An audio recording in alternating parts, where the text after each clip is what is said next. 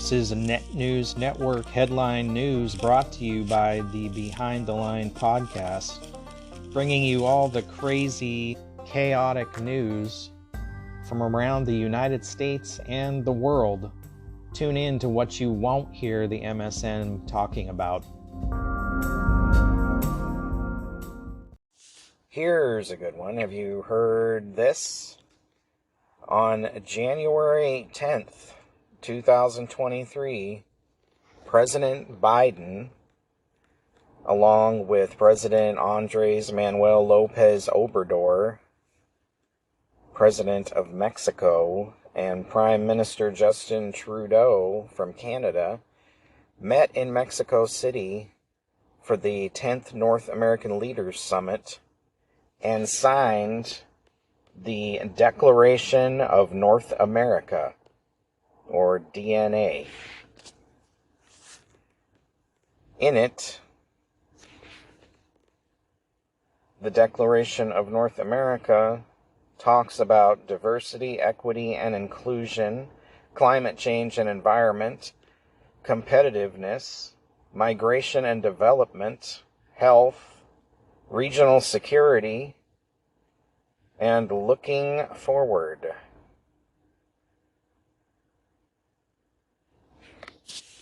They say we are not just neighbors and partners. Our people share bonds of family and friendship and value above all else. Freedom, that's a joke. Justice, also a joke. Human rights, yeah, right. Equality and democracy. This is the North American DNA.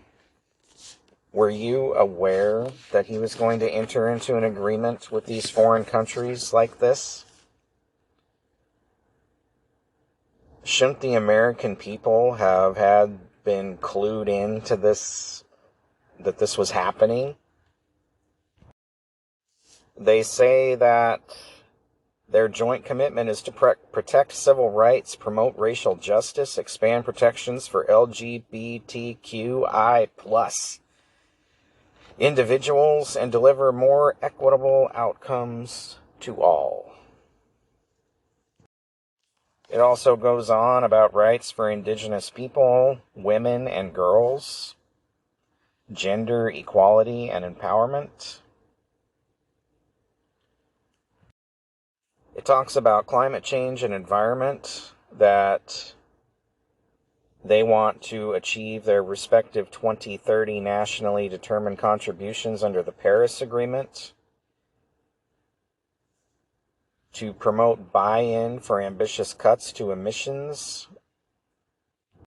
They say they will continue to implement and build on commitments from the 2021 North American Leaders Summit on climate mitigation, adaptation, and resilience, while renewing their focus on reducing methane emissions from all sources with a new focus on waste methane.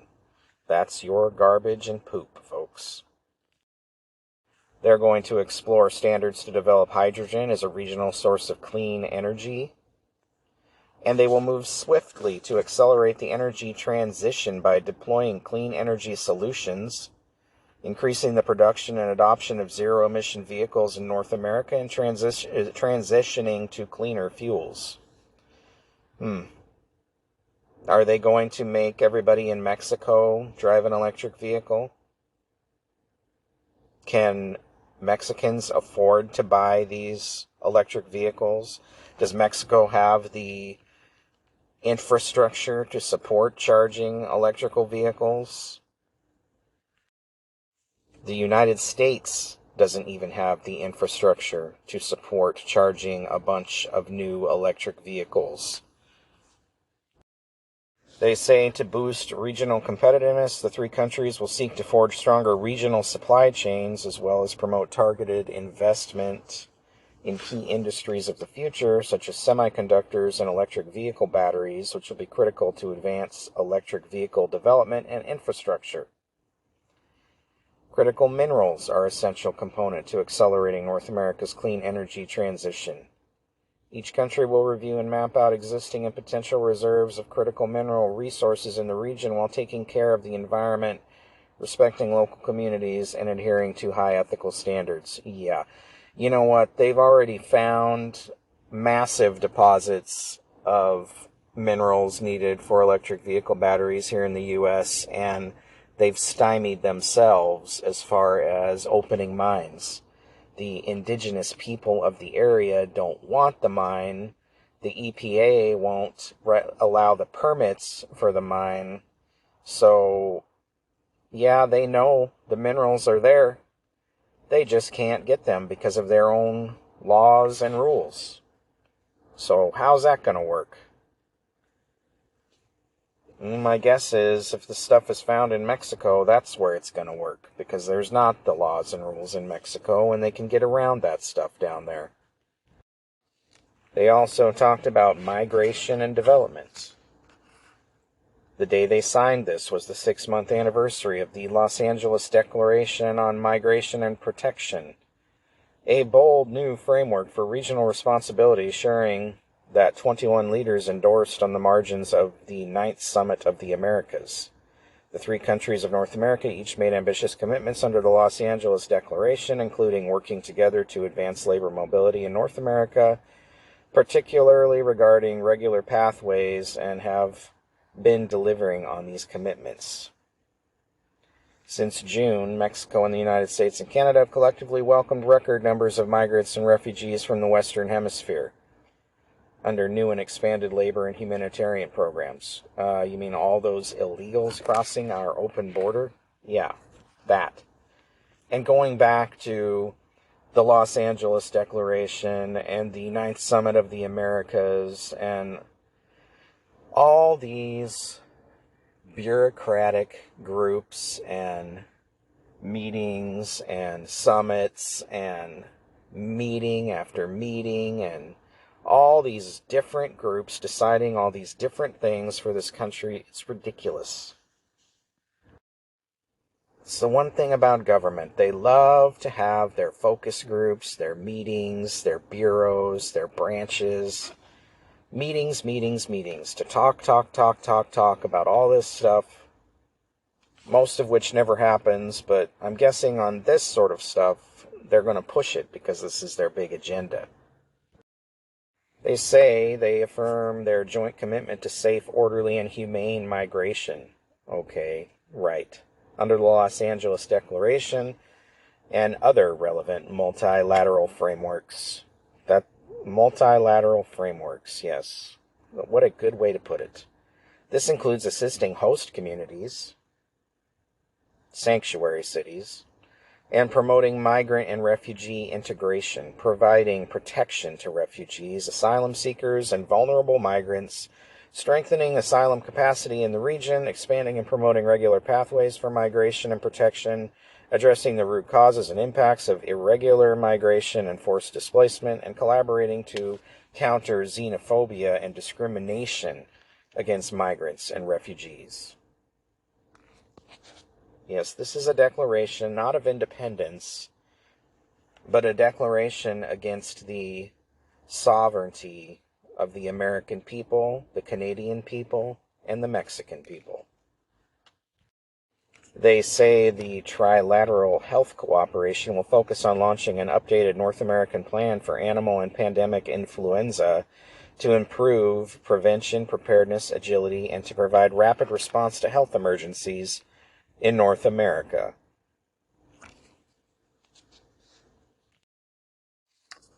They say that they will focus on strategies to bolster our shared continental security. Continental. No borders, folks. This is the continent we're talking about. Continental security against domestic, regional, and global threats, including cyber threats. Security cooperation will continue to abide by our common understanding that respect for human rights and the rule of law contribute to a more secure North America.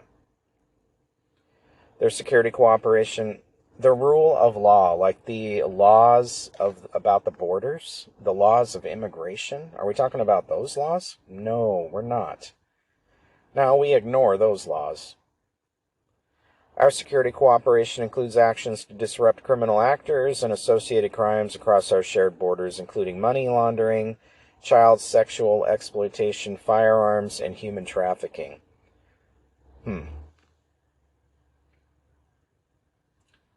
No talk about drugs. How about drugs? Drugs are a major problem at the border, as is human trafficking, which the United States government seems to allow to go on unchecked. We also are taking a consistent approach to the collection, use, processing, retention, and protection of passenger name record, PNR, data to strengthen our shared security perimeter and the safety of our citizens, including advocating for the global adoption of standards and recommended practices of the International Civil Aviation Organization on PNR data. And they do go on to talk about their efforts to address the growing global synthetic drug threat. Nothing about it at the border, though. That's interesting. We will enhance trilateral work to address the use of precursor chemicals and the production of illegal substances in North America and to disrupt drug trafficking. Well, that's China, because most of the fentanyl comes from over in China and gets to Mexico, and they add it to their cocaine or make drugs out of it there. At the end, it says the commitments made during the summit are rooted in a shared vision for a more equitable, just, inclusive, resilient, secure, and prosperous North America, and a shared responsibility to achieve more equitable outcomes responsive to the needs and aspirations of our citizens. All the buzzwords in one sentence. Great job, writers. How about you just get out of our lives and let us live our lives? Quit taxing us into oblivion. Quit making medical decisions about our lives. Quit telling us how to live our lives, and just let us live our lives in this free America. I think it's deeply concerning that the president signed this agreement without Congress, without really any knowledge being given to the American people about it. You know, what is this, a dictatorship? Anyway, you can read this document for yourself at whitehouse.gov, and I'll leave a link for it on my website, behindthelinepodcast.com. You should take a look at it, and then you should write your representatives and let them know how disappointed you are that Biden went into this agreement. We need to be taking an America First approach, and our borders need to be secure and not wide open to Canada or Mexico. Period. It's amazing what you can find in your garage when you go out and start digging around, isn't it? Of course, by now, we've all heard about the more documents found at Biden's house. Of course, this all happened back in November and December, and they decided not to tell anybody about it until now. And of course, the media would have you believe that, oh, it's not as serious as the Trump situation because they turned the documents over right away. And, you know, they try to turn it all back around and just talk about Trump and try to downplay this Biden stuff. Well, here's my problem. He took those documents when he was vice president. Vice president does not have authority to declassify documents, which is a crime. So the fact that he turned those documents over, and I'm guessing there's still more, probably more to come, doesn't change the fact that a crime was committed. So it's like saying that, well, because the DUI driver pulled over, we're going to let him go because he stopped. It's like saying the person who committed murder admitted to it, so we're not going to charge him with it. That's not the way it works. A crime has been committed, and it needs to be dealt with as such. Here's the other problem. Why are they allowing Biden's people to do the search for documents? I was in law enforcement. I've written search warrants.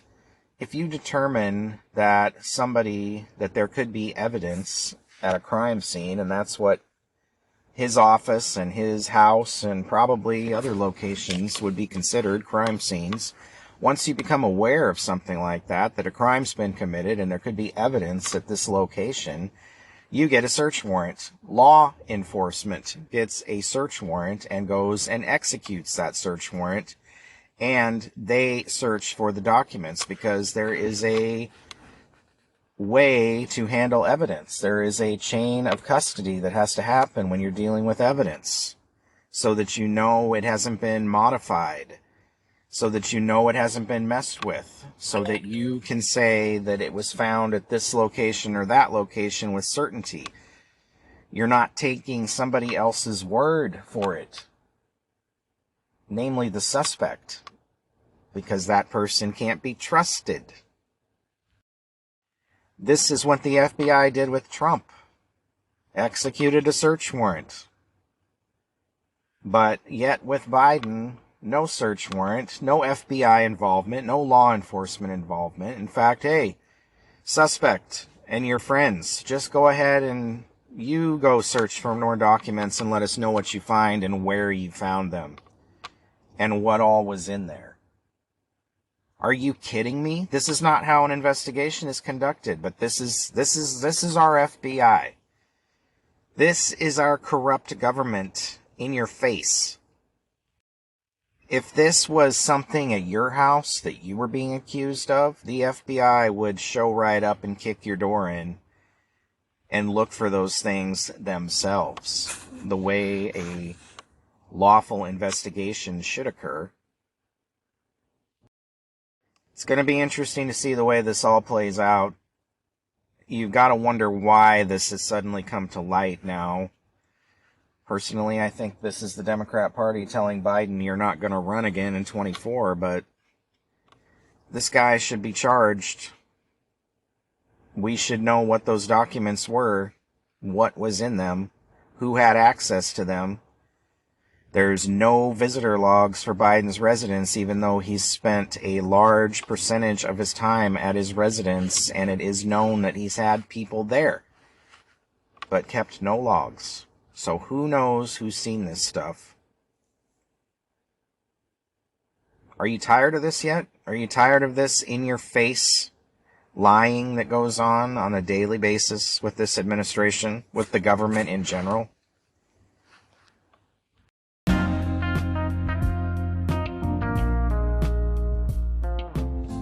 Well, we all see the writing on the wall with the economy, and what are you doing to protect yourself going forward? Silver and gold historically have always held their value. This is a good way to hedge your financial security in the future. You can go to Silver Gold Bull to buy gold, silver, platinum, and other products with over 286,000 five-star reviews. This is where I get my silver from. Silver is the most popular precious metal to invest in, as the cost per ounce is dramatically lower than other metals. Buying silver online is a smarter, more reliable way to diversify your financial portfolio. Additionally, investing in physical silver and gold are the only assets that are completely free of counterparty risk and have historically held their purchasing power. For more information or to purchase your silver or gold, you can visit my website, behindthelinepodcast.com, and follow the link to silvergoldbull.com. Protect your financial future today. Gas-powered cars, gas-powered stoves, gas-powered lawn equipment, all being banned for climate change. And now, when you go to a restaurant, you may be harangued about what you're ordering on the menu. A study released last week suggests that fast food menus that feature labels urging diners not to order red meat off those same menus due to the climate impact of those food items can help convince customers to swap out red meat for what the researchers argue are more climate-friendly foods, from fruits and vegetables to poultry and seafood. The study, published in JANA Network Open and led by researchers from Johns Hopkins University, concludes that climate impact menu labels may be an effective strategy, or propaganda, you should say, to promote more sustainable restaurant food choices, and that labels highlighting high climate impact items may be most effective. The study's data comes from more than 5,000 Americans who took part in a nationwide online survey last year. Study participants were instructed to imagine they were in a restaurant and about to order dinner from an accurately priced sample menu containing a variety of choices, including hamburgers, chicken sandwiches, plant-based burgers, and salads. The study asked participants to order different foods after viewing one of 3 types of sample menus online. Outside of a control group, the study presented web users with choices that either disparaged the sustainability of red meat dishes or touted the sustainability of dishes not containing red meat. Based on the results, which showed people who were more likely to avoid red meat if it had a red warning label and more likely to order other menu items if they featured a green health halo, the authors concluded that climate impact menu labels are effective and that labeling red meat items with negatively framed red high climate impact labels was more effective at increasing sustainable selections than labeling non-red meat items with positively framed green low climate impact labels. The study has spurred some news outlets to suggest governments around the world may or should operationalize its findings. Policymakers have been debating how to get people to make less carbon-heavy food choices, The Guardian recounted in a recent report on the study. In April, the Intergovernmental Panel on Climate Change report urged world leaders, especially those in developed countries, to support a transition to sustainable, healthy, low-emissions diets. Well, there's a lot of vegetables that cause high emissions in your diet, so this is ridiculous. Like, this is just more government propaganda, and people that make their decisions based on labels on a menu. I mean, you know your body, you know what you're ordering. Don't let these people tell you what to eat. It's just more of this government green propaganda being rammed down our throats. You know, if they can't all out ban the stuff, then they're going to try to guilt you into not eating it because somehow you're killing the planet by eating a steak or a hamburger. It's ridiculous. Maybe the government never should have shut down all these small farms that raised livestock the right way instead of shutting them all down or putting them out of business so there could be just a handful of huge livestock farms providing all the meat, where you see these cattle are not treated well. I mean, I will agree with that. They are raised in horrendous conditions, and that should never have happened. But the government supported that. The government wants everything consolidated and everything coming from 1 or 2 facilities instead of having it spread out, and local farms providing its local restaurants and grocery stores its products, which would make more sense. And we're seeing all across the board with supply chain shortages and all these problems with moving stuff around anymore because we get everything from such distance. It never should have been that way. Everything should be localized. Everything should be brought back to the localities, back to the U.S., so we can move away from this long-distance shipping that has proven to be problematic in recent years. Well, the House made good on its promise, like I talked about yesterday, to pass a bill rescinding the $87,000 or the $70 billion going to the IRS to pay for the 87,000 new IRS agents in the first bill under the 118th Congress. Of course, now It goes to the Democrat-controlled Senate, where it has little chance of progress amid additional opposition from the White House.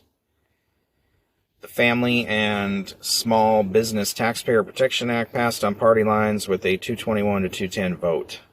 The bill was sponsored by Adrian Smith, and Representative Michelle Steele fulfills a key campaign promise by newly elected House Speaker Kevin McCarthy and House Republicans. McCarthy had announced in September 2022 that the first bill would be to repeal the new IRS funding.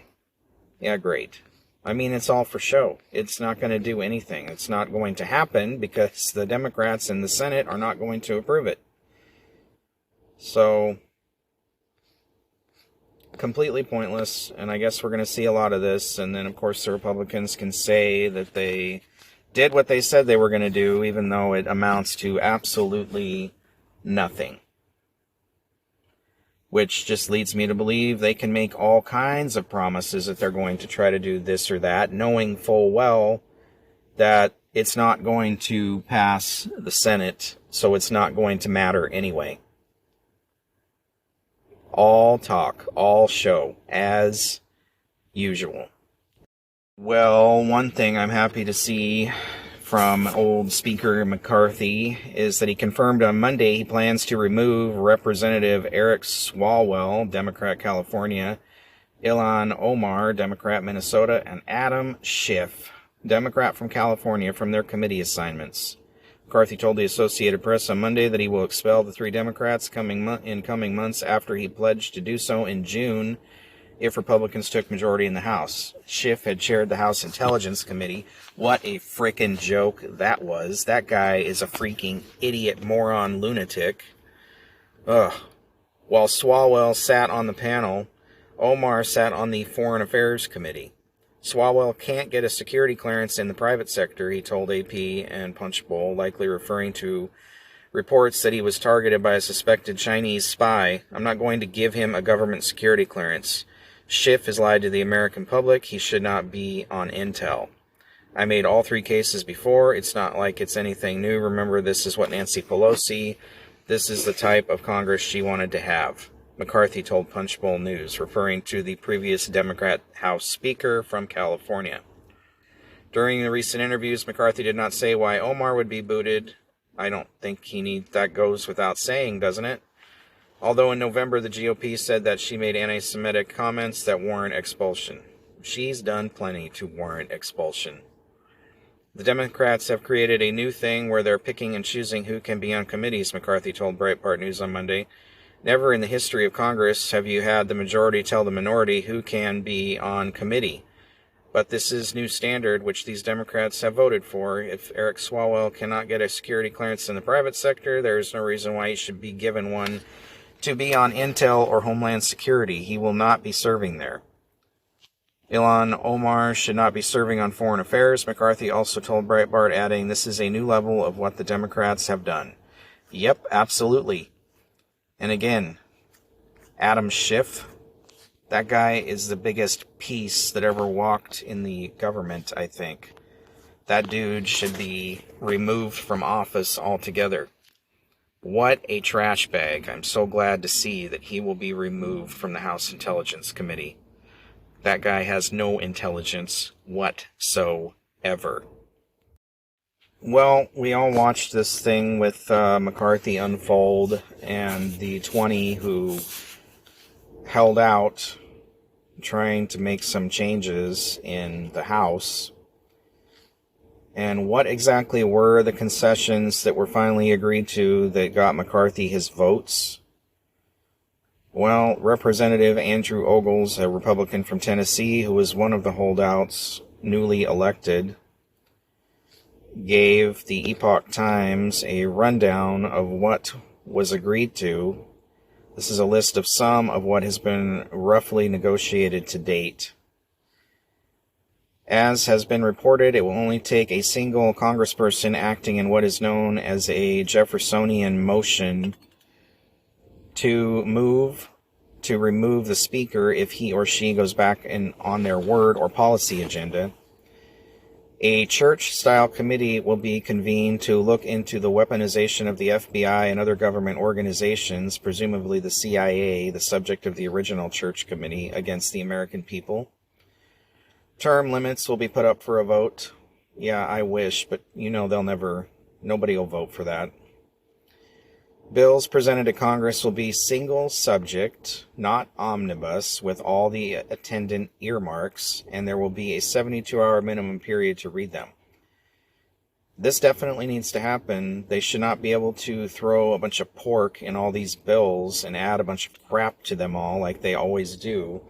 But 72 hours, if you've got these bills that are thousands of pages long, it should be like a week minimum. But 72 hours is better than what they have now.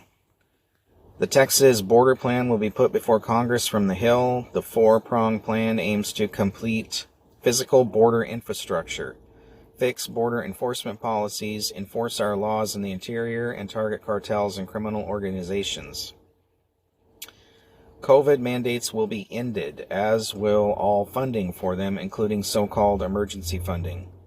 Budget bills would stop the endless increases in the debt ceiling and hold the Senate accountable for the same.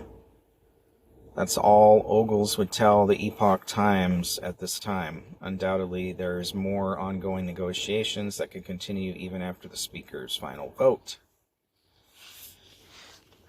Well, it's a good start, and I hope some of these things happen, but of course a lot of those things will also be subject to Senate approval, and of course that won't happen. So again, we are at this impasse where a lot of this is just for show, to tell the American people, yeah, we tried to do that, but, the Democrats, it's just, our political system is, we're just not in a good place right now. Completely corrupt. And completely absent of the will of the American people. Well, I think everybody's heard about the Buffalo Bills player that had a heart attack on the field after a normal, regular tackle. You probably heard about the 9-year-old flag football girl who suddenly died on the field. We're seeing these stories all the time of all these famous people and sports people, young people who suddenly drop dead. And I just wonder when are people going to admit that this has only happened since the vaccines, since COVID? So, it's one or the other or both that are causing this, but yet nobody wants to talk about this. They all want to call it coincidence. Just dying, sudden adult death syndrome. It's BS. We all know that it's caused from either the vaccines or COVID. And it's not normal. This is not normal to see all these people dropping dead. Absolutely not normal. Over 270 athletes and former athletes in the United States have died from cardiac arrest or other serious issues after taking COVID-19 vaccines, according to data from a recent peer-reviewed letter to the editor. Authored by structural biologist Pangus Polycretis, a board-certified internist and cardiologist, Dr. Peter McCullough, the letter's cited data found that from 2021 to 2022, at least 1,616 cardiac arrests or other major medical issues have been globally documented in vaccinated athletes, with 1,114 of those being fatal. The global data also showed that between 2021 and 22, former and current American athletes made up 279 of the mortalities. The letter's data comes from a compilation of news reports on medical emergencies in both professional and unprofessional vaccinated athletes. Vaccine statutes are deduced based on the affected person's statements or vaccine mandates issued by their employers or schools.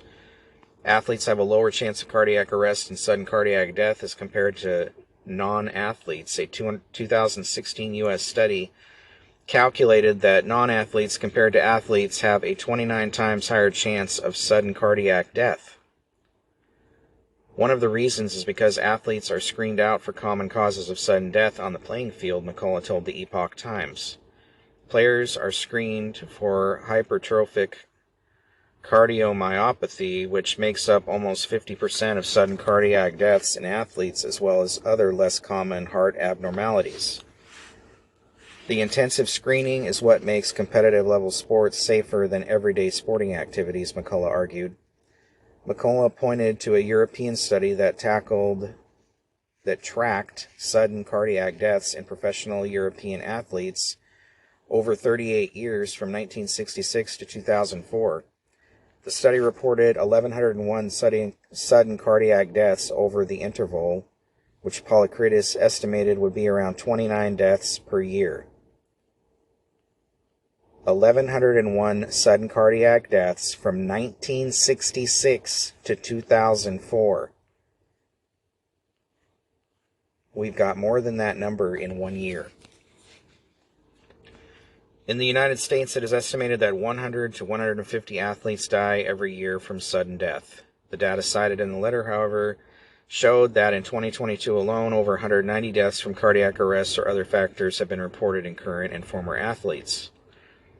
Yeah, and in the past, how many of those athletes that die from sudden death are retired athletes or older? We're seeing much younger people dying now for no reason. People in good health. This does not include the deaths of athletes with known vaccine statuses and those whose names did not make it into the media. McCullough said, looking at the data, there's no doubt that sudden cardiac deaths have increased following the vaccinations. I just wonder when is the government going to admit that this has happened, this is happening, and this is why.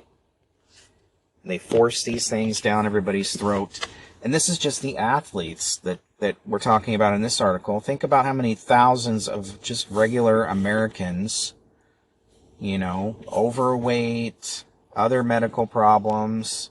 How many of those people did these vaccines kill?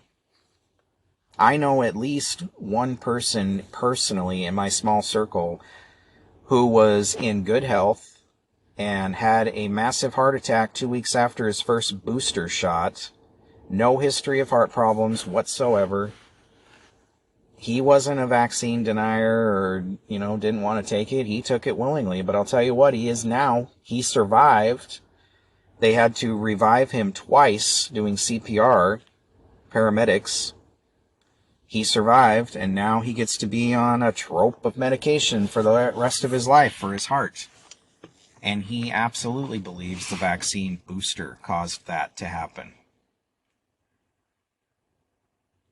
The fact that the pharmaceutical companies wanted to hide the data for 72 years before they would release it to the public tells you everything you need to know about this. It's dangerous. It's untested. They even said the only way we'll know what it'll do is to start giving it to people. That's a bad way to test a vaccine, and that's never been done in the past. And normally a vaccine will take 10 years to be tested and given to the public.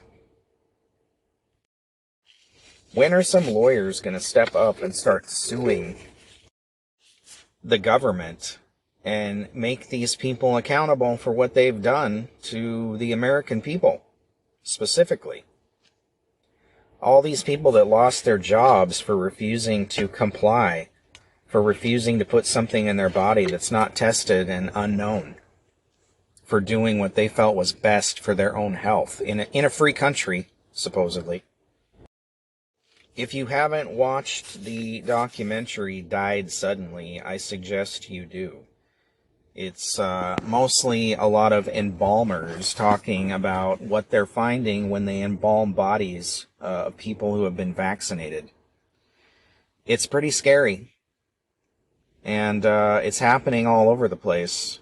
And I don't know what, because they don't say if there's anything you can do about it or take anything to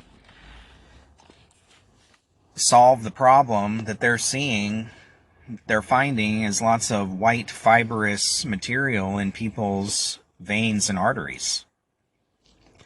and they've never seen it before. They don't know what it is. You should definitely take the time to watch it, educate yourself on it if you haven't seen it. I will put a link to it on my website at behindthelinepodcast.com under this article and under the media tab. But check it out. Educate yourself. Fight the good fight. Hopefully we'll have some people who can actually do something about this, step up and make some kind of difference, because people need to be held accountable for this garbage, and it can't be allowed to happen again. Ashli Babbits. She is the woman who was murdered by a Capitol policeman during the insurrection on January 6th, shot in the head when she was trying to go through a door. Nothing was ever done. The guy was never punished for shooting her. Had that been a normal circumstance on the street with a white cop and a black person, I guarantee you there would have been riots. She was unarmed. Well, the mother of Ashli Babbits, Mickey Withoft, was detained near the U.S. Capitol last Friday afternoon and was charged with violating 2 Capitol traffic regulations.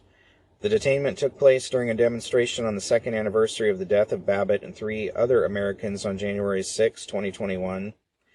Withoft, 58, told the Epoch Times she was there to honor her daughter, who died 2 years ago after being shot by U.S. Capitol Police Lieutenant Michael Byrd.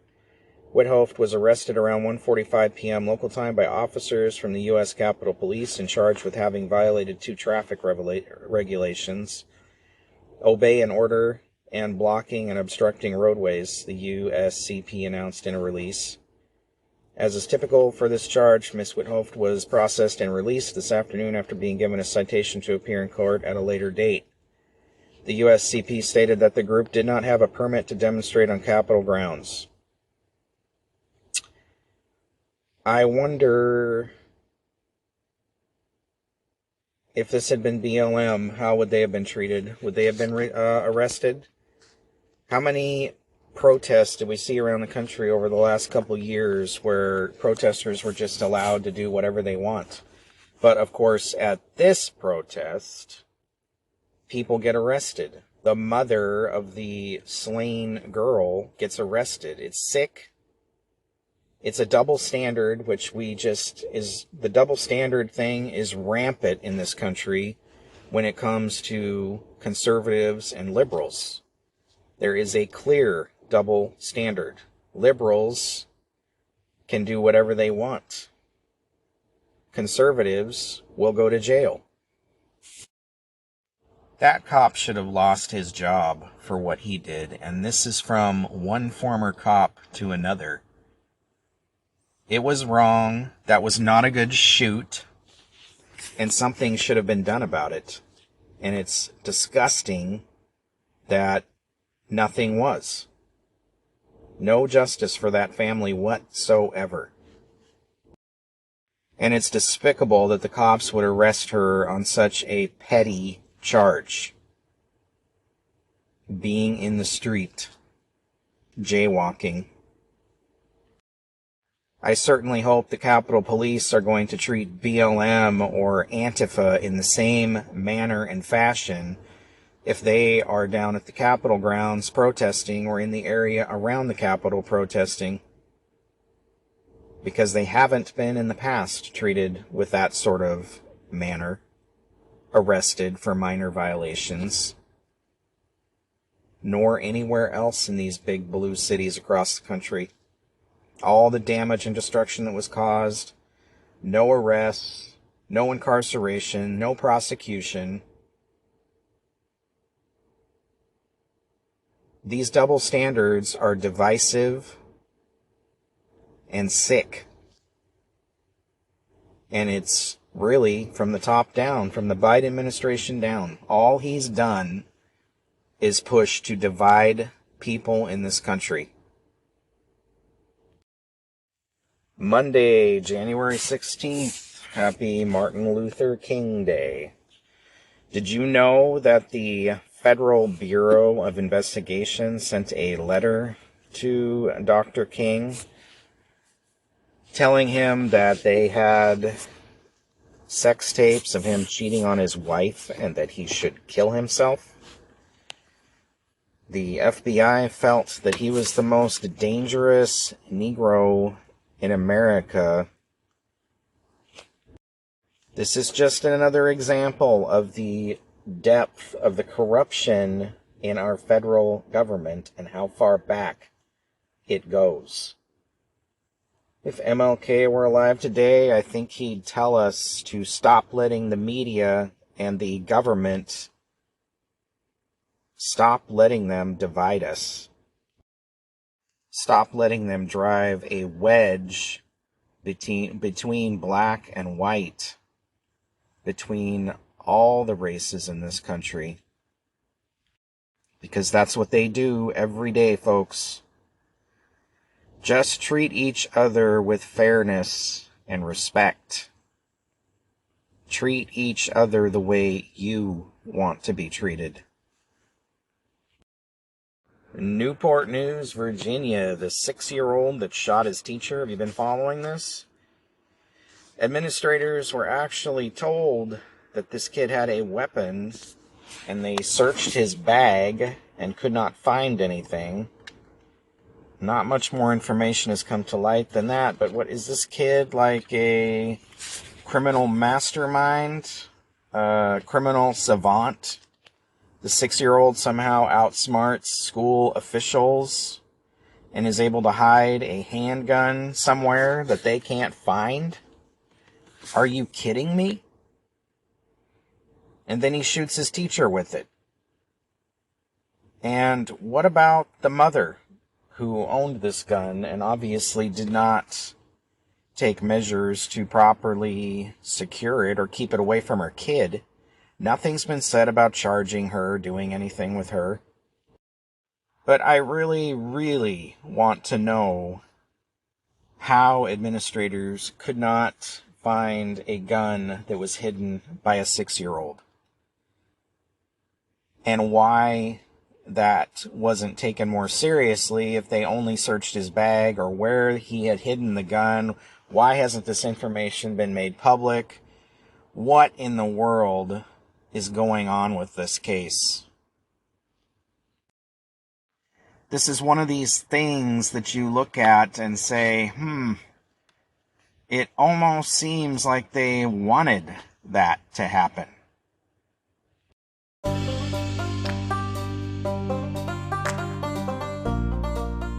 Thank you for listening to Net News Network Headline News, brought to you by the Behind the Line podcast.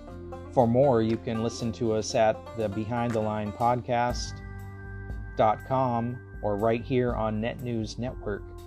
We can also be found on Facebook, YouTube, Truth Social, Parler, Gab, Twitter, Telegram, Reddit, Spotify, iHeartRadio, Google Podcasts, Anchor FM, and anywhere else your favorite podcasts are found. Thank you for listening. Please like and subscribe and share.